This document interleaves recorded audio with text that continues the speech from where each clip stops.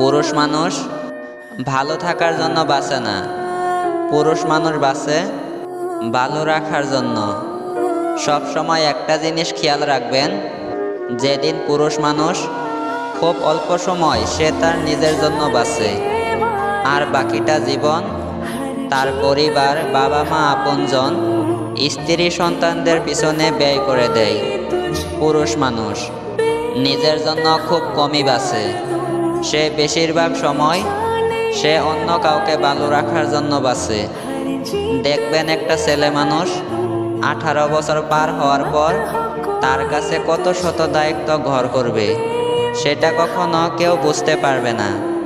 হ্যাঁ, 18 বছরের আগে সেই সব ছেলেরা মানে মা বাবার কাছে প্রচুর আবদার করে বসে থাকে, তার সবগুলো চাওয়া পাওয়া পূরণ করার জন্য মা বাবাকে প্রেশার দেয়, হ্যাঁ নানানভাবে কষ্ট দেয়।